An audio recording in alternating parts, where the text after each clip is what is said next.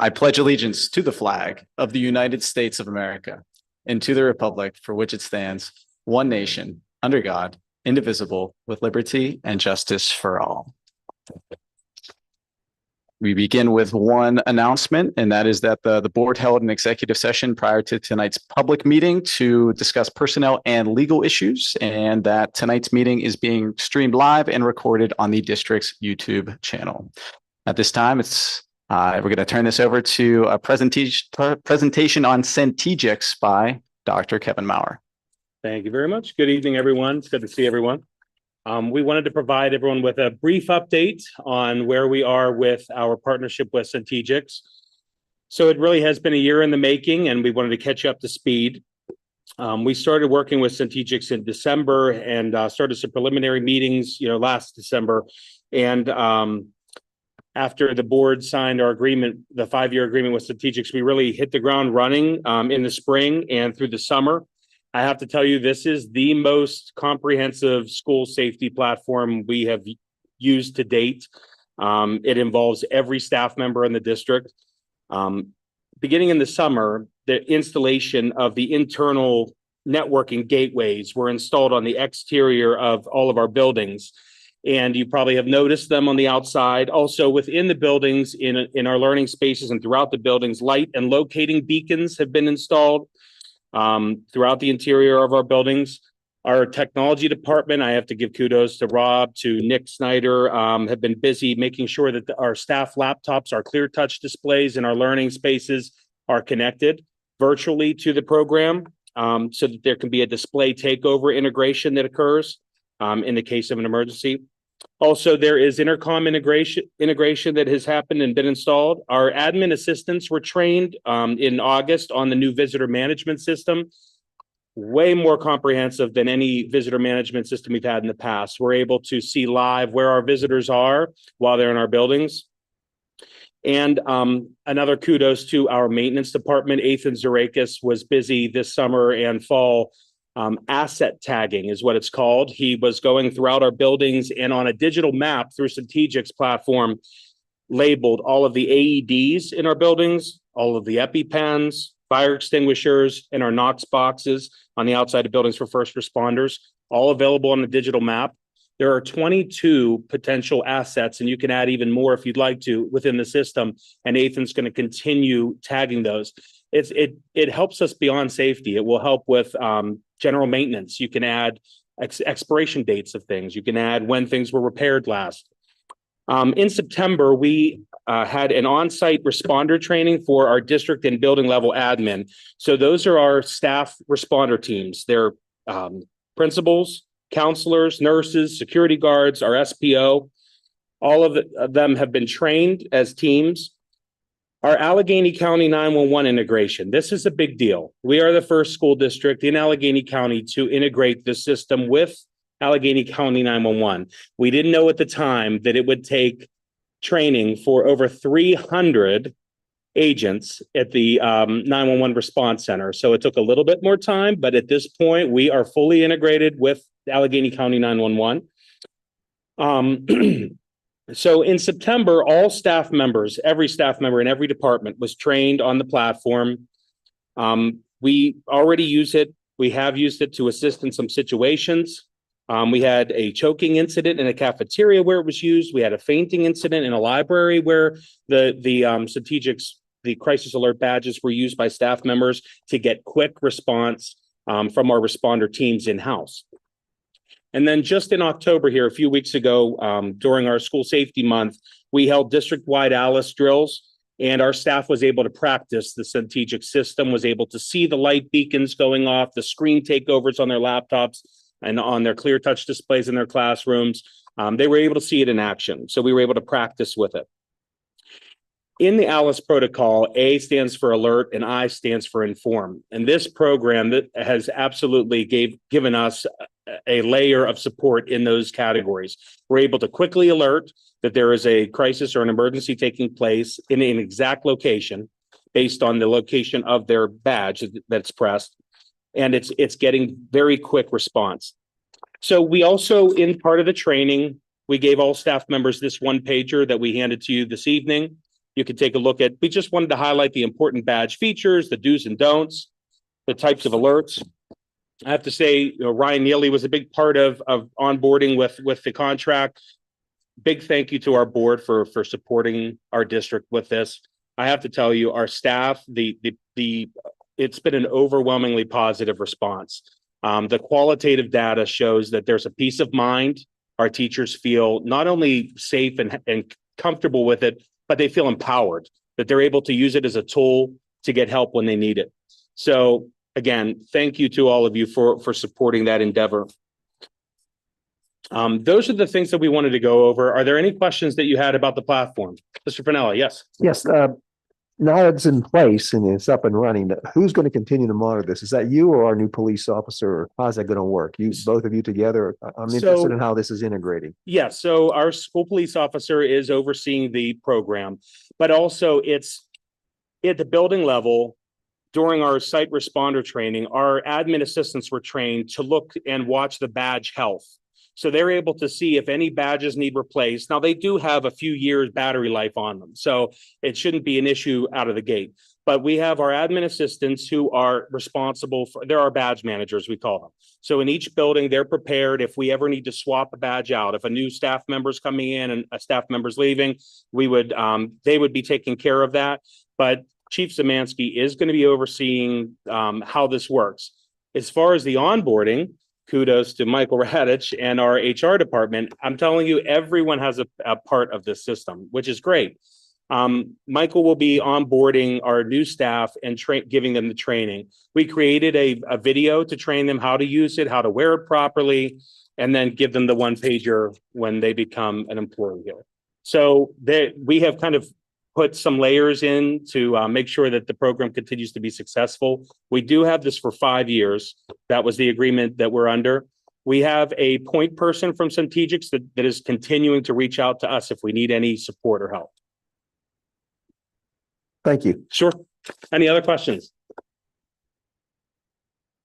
All right. Thank you, Dr. Mallon. Thank you. We'll now move to our next agenda item, which is a presentation of the district quality profile by Dr. Miller.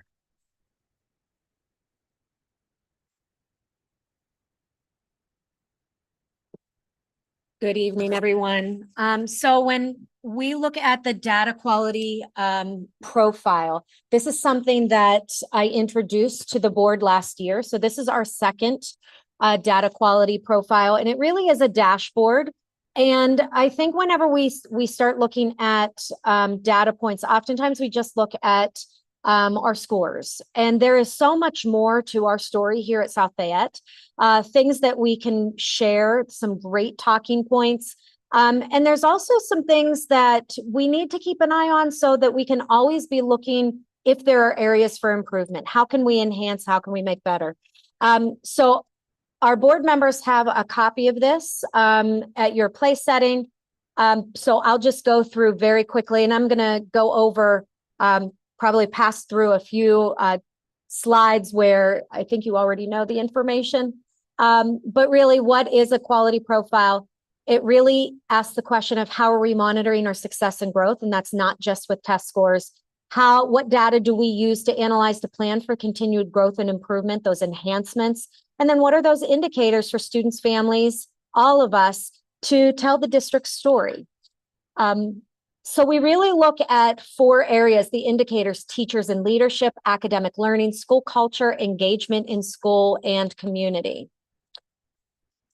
And with that, we ask a question, and then we look for areas of evidence under each one. So are skilled teachers working together with supportive administrators under that indicator of teachers and leaders? Is there a safe and nurturing academic environment? Academic learning, are students developing academic dispositions and content knowledge?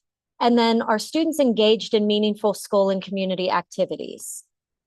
And so if we just jump into that first one, teachers and leaders, here are just a few data points. When I look at 28 teachers nationally board certified, that's something that doesn't happen in other districts.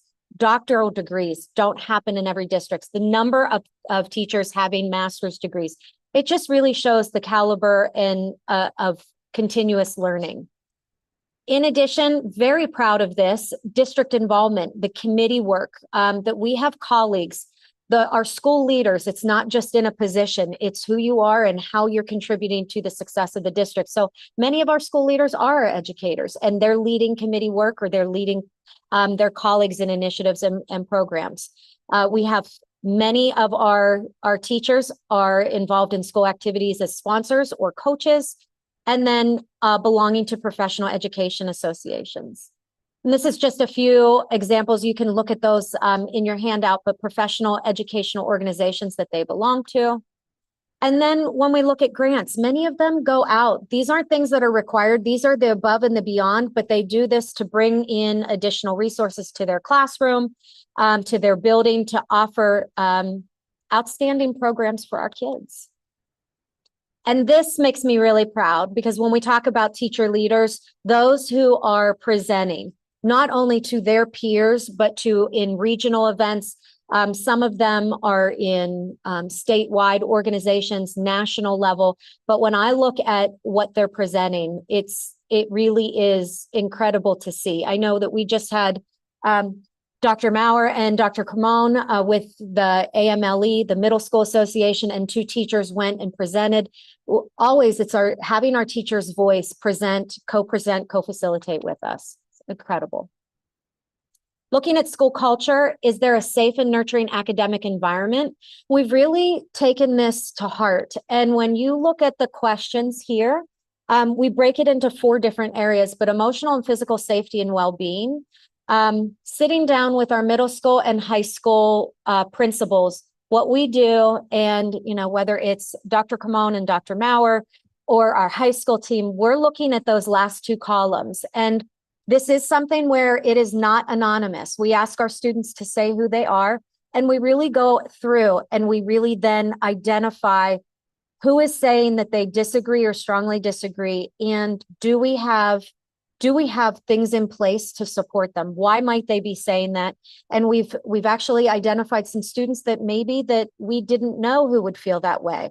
And so we're really trying to work on that, whether that's through silent mentors, whether that's engaging them in programs, sometimes invitation to be in spaces, but looking at these questions and then looking how can we improve those areas, either across the board or specifically for that student. Sense of belonging with their peers. Once again, we're looking at that strongly disagree area, and what can we do to better support our students so that they do have that sense of belonging. Belonging with adults, once again, looking at those, but how do they feel respected, appreciated by their teachers, have those trusted adults and feel welcome by their teachers. And lastly, looking at school. What do they think about their school community, and what can we do to support them? So we keep analyzing this data, especially drilling down in those last 2 columns at a student level so that we can better understand. Things that I want to know, like, are all of the strongly disagrees, are Parkway students, or are they students who might have some challenges? Are these students who we've already identified, or are these students who are all in one grade level? If so, what's happening? So we're drilling down to identify how can we best support, but it is our school counselors, our administrators who are looking at this and trying to make sure that things are in place for any of these students. We also, I wanted just to touch base, and you'll hear me share about Uncommon Conference in my report a little bit later. But when we talk about all of the opportunities for diversity, to make sure that there's a place, something for everyone, and that we are respecting what everyone brings here to South Fayette and really valuing that. So we have several different opportunities for them to get involved. Next, academic learning. And our principals will come in and they'll go in much deeper kind of conversation about performance of data. But we just received our PSSA scores. I will have them go through this more in depth and go through and talk about what plans are and what the goals are. But always looking at where the state average is, where we're required to be by 2033. I think that says 3033. I think we're about 1,000 years off. We'll correct that before we post anything. But looking at where we were last year and then where we are this year in terms of those, that was ELA. Here is mathematics. Science is changing, so you only see 3 bars on there because we don't have 2025 scores, but I didn't want to remove it. PSSA is now changing. It was at 4th and 8th grade. It will now be in 5th and 8th. So last year we took the 5th grade test, but it didn't count. I believe they were norming it, so we don't have any available scores. Our Keystone exams, once again, algebra, biology, literature. Those are they are graduation requirements for our students, but looking at the Keystone exams and where we are. AP data, I did want to just highlight this for the board because you were critical in making the decision of whether or not AP tests should be required by all students. And the decision was that students could choose whether or not that they wanted to take that AP. They could still take the AP class. They didn't have to take the AP test. And I think it's really interesting. If you look at the total AP students in 24-25, nearly the same, 309, 311. The number of AP exams, though, were roughly around 70 less. So same number of students. Some of our students take 3, 4, 5 AP courses, and some of them are saying, because we have the same number of students, some of them are saying, I don't need to take all 5 of those AP tests. I'm going to take the 3. What's interesting then, if you look AP students with 3+ scores, we actually increased. I don't know if that's I'm assuming that if you have less tests that you have to study for, you can study for the ones that you're taking. And so that could be one of the reasons or the reason or a significant factor in the increase. But then when I look at percent of total AP students with 3+ scores, we went from 86.2 to 91.9. So I wanted to make sure that you saw that because that decision that we made at the board level, here is kind of what that looks like in practice. SAT, these are the 22 and 23. I'll show you 24, 25, but total in 2022, 1204 was the total score. 23, it was 1231. 24, we dipped down to 1197 as that total score. We're up to 1213 for the class of 2025. And our numbers, if we look, we went from 196, 180, 203. Now we have 218 test takers. So pretty proud of the number of students taking the test, as well as that score being over 1200.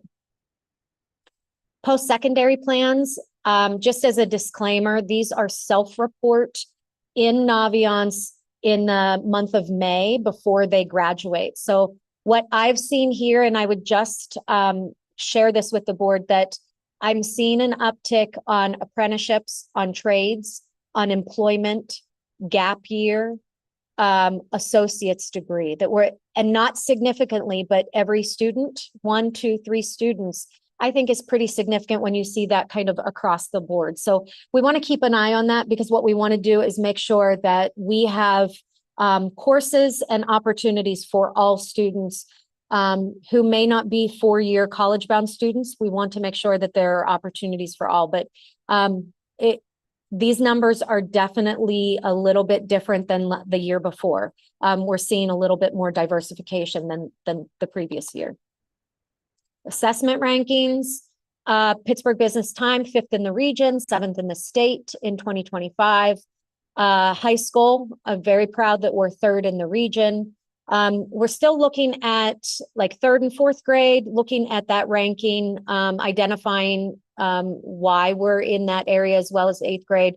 So there's some significant kind of conversation going on there. And then US World Report, that just came out most recently. We're 5th in the Pittsburgh metro area for high schools. So proud of those.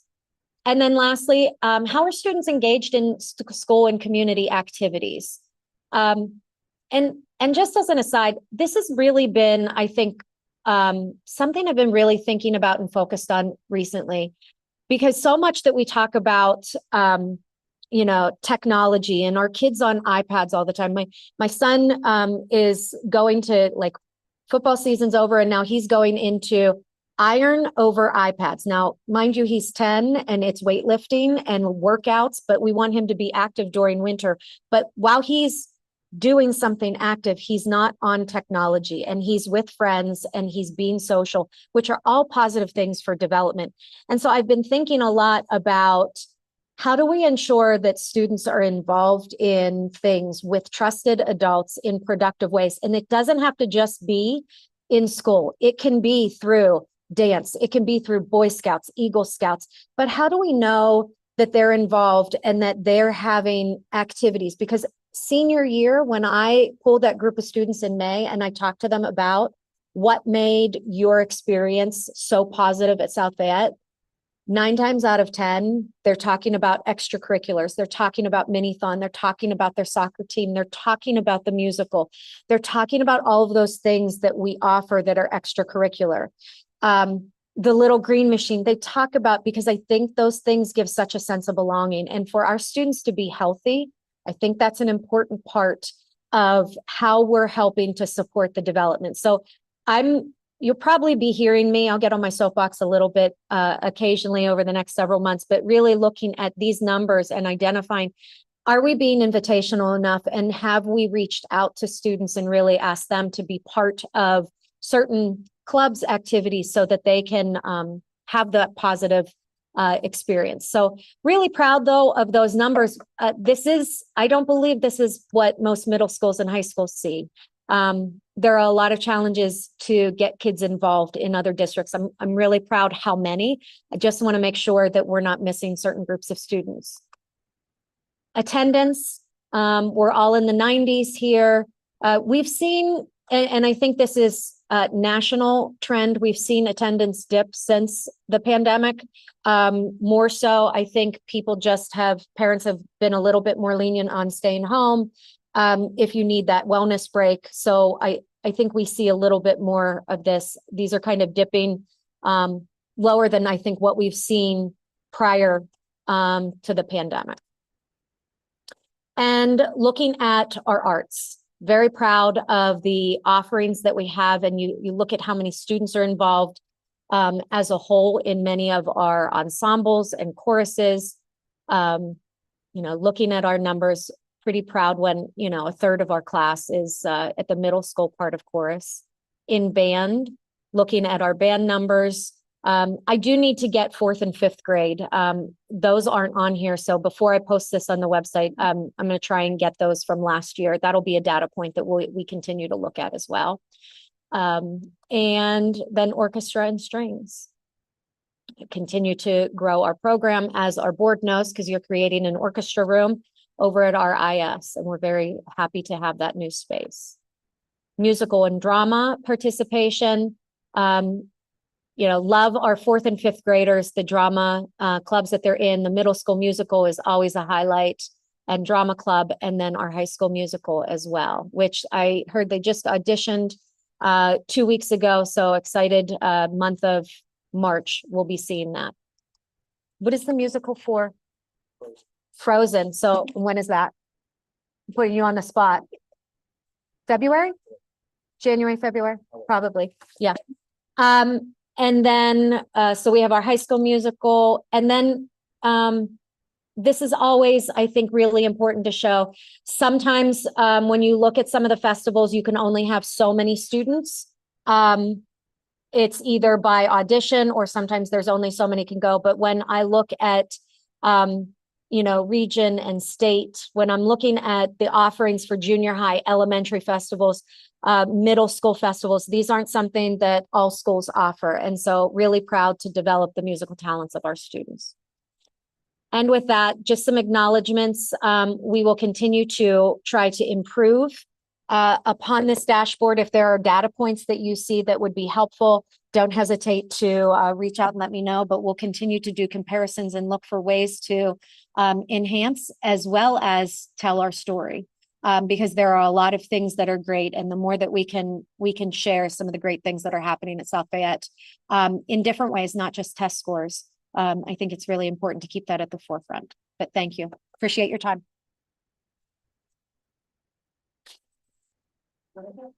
Thank you very much, Dr. Miller, for the presentation. We'll now move to the agenda portion of tonight's meeting. Number one, consent agenda. We have the consent agenda, 5 items to approve for, and that will be action. We'll take action on that next week.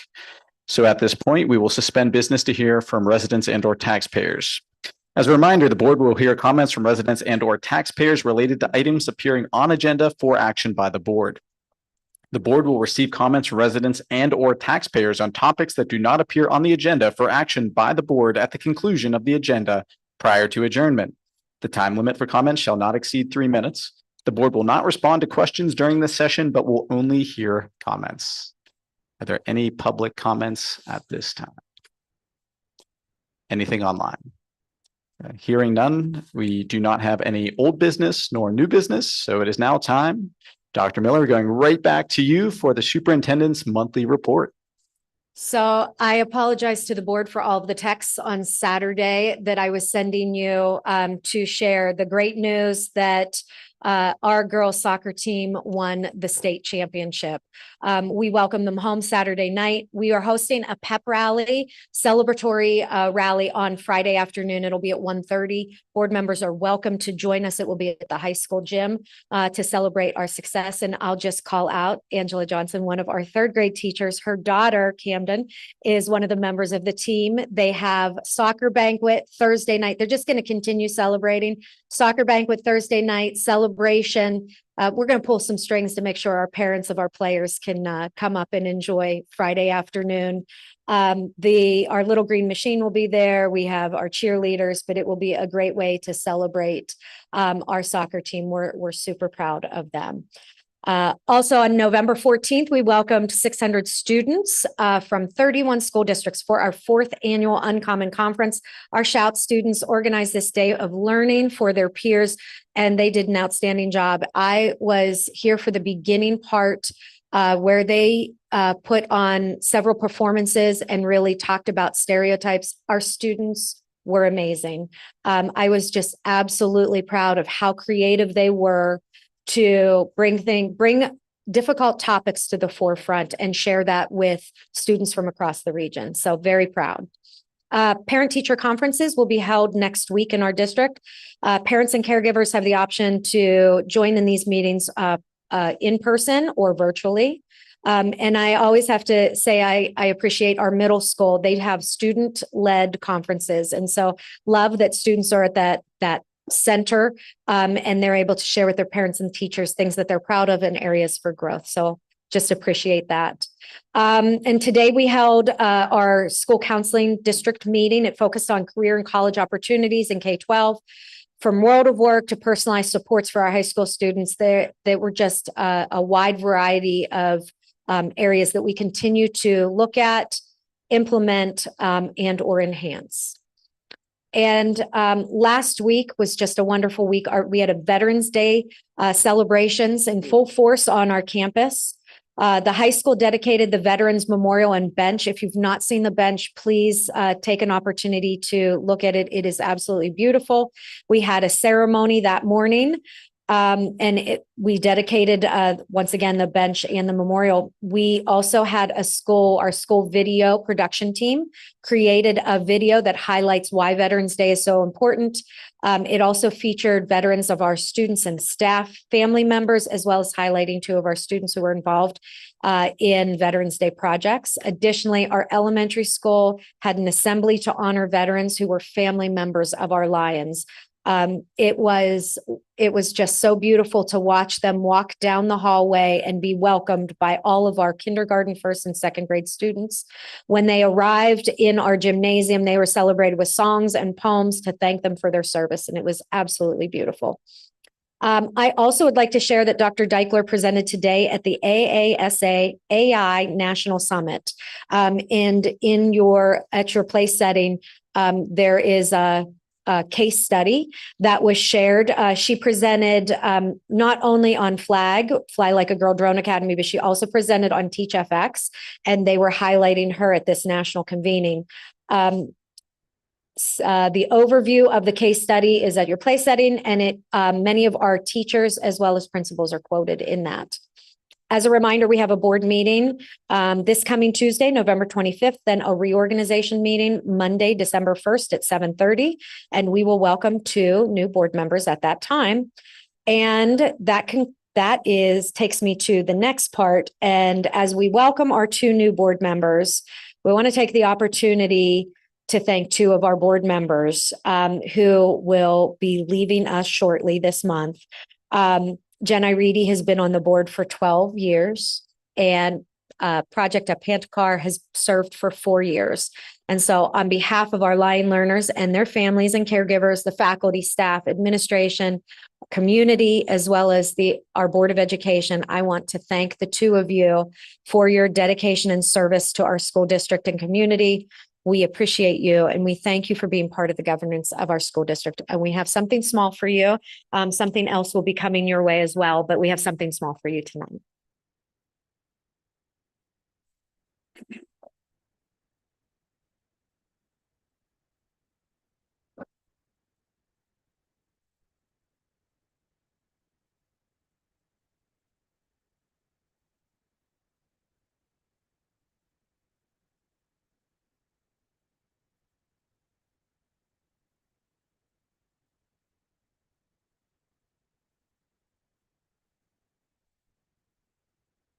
Just 2 comments on Dr. Miller's last point there, Jen. I just want to share that you've always been an example of principled leadership over the last 12 years. The dedication that you've displayed to the school district, the staff, colleagues, community has, and most importantly, I would say the students of South Fayette has set an example for everybody to follow.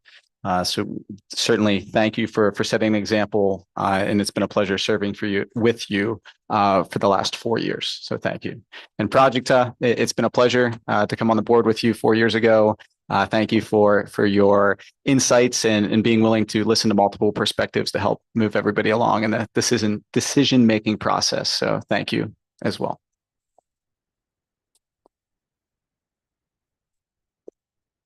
We'll now move to item number 2, business office. We have 2 items that will require action this evening. Dr. Miller, if you would be so kind to loop us in on those items. Certainly. Item 3 and 4 are what we're asking for the board's consideration tonight. They involve 2 vehicles that have been budgeted by our maintenance department as well as our transportation department.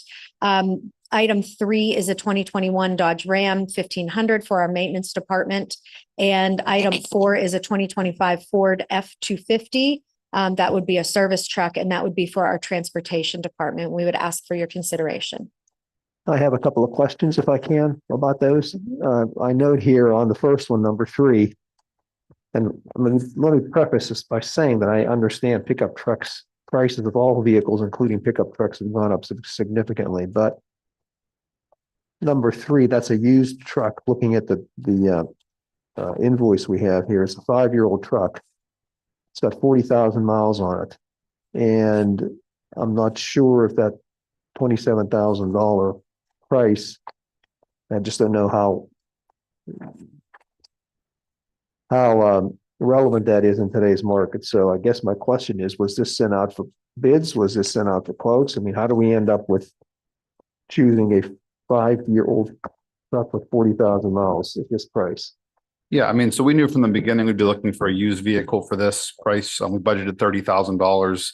So as far as used vehicles go, there's not really an opportunity to send out for bid or quote. I mean, I know Steve and Brandon have been watching the market for some time now to look for one that was kind of in their price range.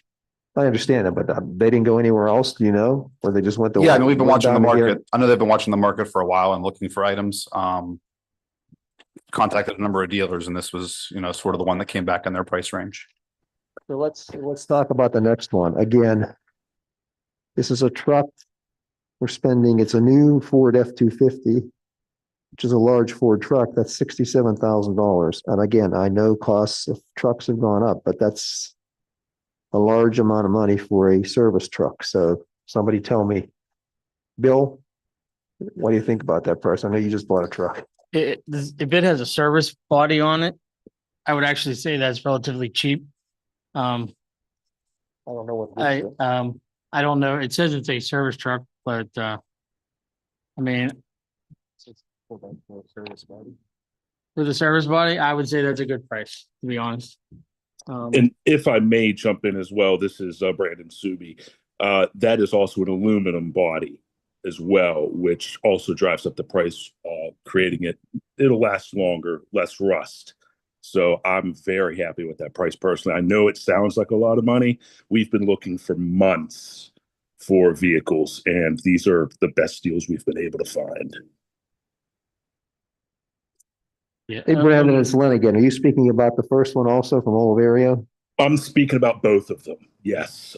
For the Ram 1500, the 21 with 40,000 miles. Yes. We've been looking since, Mr. Timmons, I know you're on this call too, since June at the latest. It's been many, many months we've been looking, and this has been a very good deal that came on our lap, and it's very local as well, and they helped us out with the deal. It's right in Oliverio, right down to McDonald's. So I'm very happy with the person. I know where it is. I'm just questioning whether or not it's the value. That's all. Thank you. Yeah, these trucks new are $50,000 to $60,000. It's the price of vehicles has skyrocketed, as I'm sure many of you know. It's amazing how expensive these are now.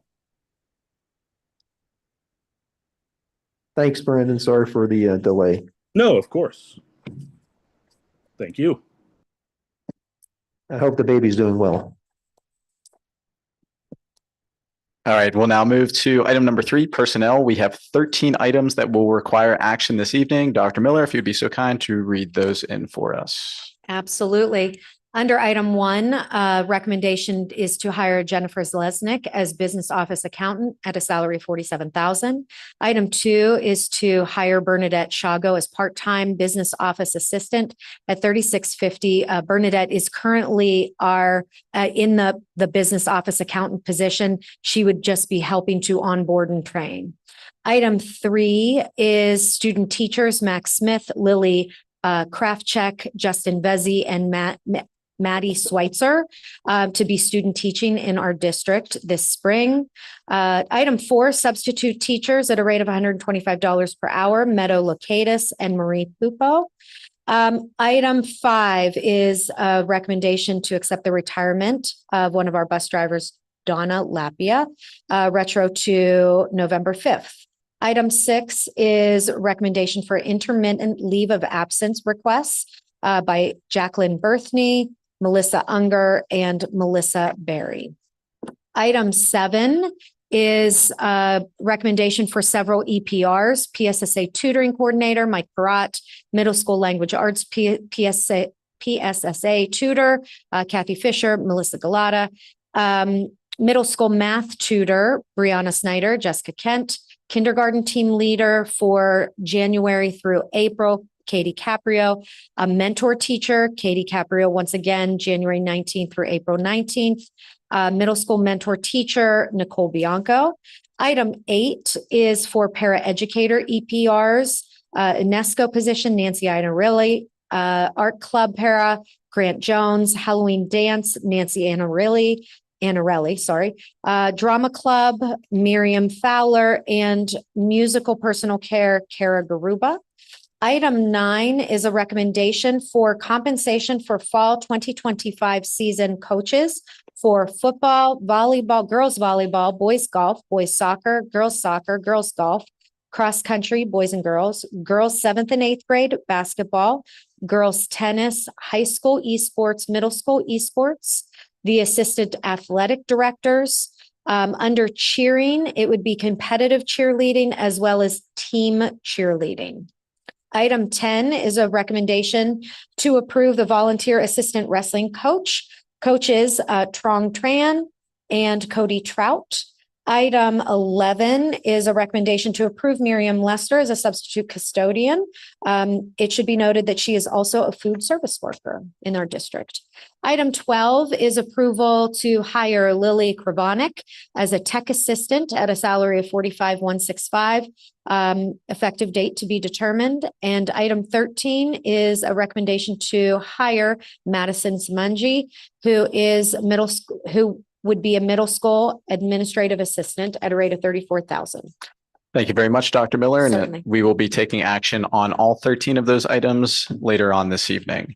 We have two items under education. The first is a recommendation for approval of two of our counselors to attend the Embry-Riddle Counselor Fly-In at Embry-Riddle University in Daytona Beach, Florida. This coming January, the cost of airfare and lodging will be covered by Embry-Riddle University, with remaining cost covered by this year's high school budget.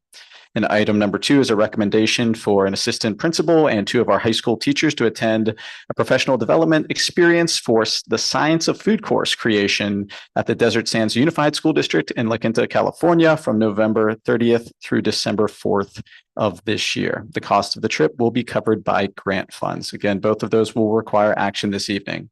We have nothing under transportation, and we will be taking action on several items next week under athletics. Dr. Miller, if I hand those off to you. Certainly. Under athletics, several trips that we're asking the board's consideration.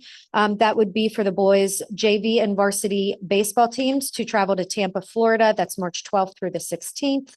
Item two is for our softball team to travel to Cocoa Beach, Florida for a softball tournament. Once again, March 12th through March 16th. For our indoor track and field, varsity girls and boys to travel to State College, Pennsylvania, to travel or for a tournament January 9th through January 10th.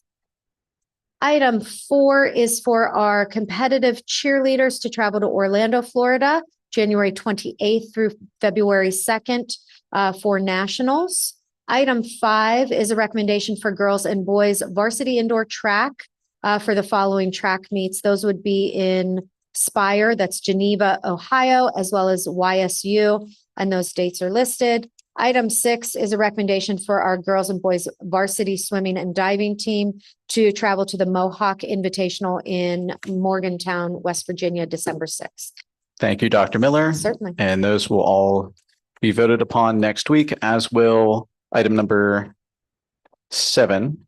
Construction, where we have 4 items to approve, which include a recommendation to enter into an agreement with PJ Dick to serve as the construction manager for the new K-2 elementary project and the new bus depot and maintenance facility project. Item number 2 is a recommendation for the approval of an extended warranty and 5-year maintenance agreement with Daikin for a new chiller rooftop unit to be installed as part of the IS project, which will be paid through construction funding. Item 3 is a recommendation to purchase a set of 4 mobile column lists for the transportation department as part of the new bus depot project under a CoStarz contract to be paid at the amount of $54,148 to be paid from construction funding. And item number 4 is a recommendation for board approval to rent property on 600 Millers Run Road from John Allen Koski for the purposes of temporarily relocating the transportation department from approximately April 2026 through August of 2027 due to construction, pending solicitor review of any agreement. Under item 8, we have 2 items for approval next week to approve revised policy 903 and approval of policy 805.3. At this time, we will suspend business to hear from residents and/or taxpayers. The board will hear comments from residents and/or taxpayers. The time limit of comments will not exceed 3 minutes. The board will not respond to questions during this session, but will only hear public comments. Anything online at this Yes, point? we do have one comment online. Okay. From South Fayette resident Lena Hanna. Lena writes, as a former board colleague, I would like to take a moment to honor an individual who has shared her talents, expertise, kindness, compassion, and her ever-present listening ear. Jen, for 12 years, you have profoundly shaped and elevated the South Fayette School District and the entire community. You consistently ensured that students, staff, and fellow board members felt heard and validated, even when their thoughts, perspectives, or opinions differed from your own. Ralph Waldo Emerson said, to know even one life has breathed easier because you have lived, that is to have succeeded. Jen, countless lives have breathed easier because of your commitment, dedication, and passion for lifting others and making those you serve and those fortunate enough to work alongside you better. Your impact is lasting, and your legacy is deeply appreciated, and I am so incredibly grateful for you. That's all for public comment. Thank you, Susan. So we will go back and approve the items requiring action this evening. So we'll head to item 2, business office, where I'm looking for a motion to approve business office items 3 and 4. Moved by Bill. Second by Esther. All in favor? Aye. Opposed? Motion carries. We have 13 items under personnel for action this evening. Is there a motion to approve personnel items 1 through 13? So moved. Moved by Jen. Second. Second by Rebecca. All in favor? Aye. Aye. Opposed? Motion carries.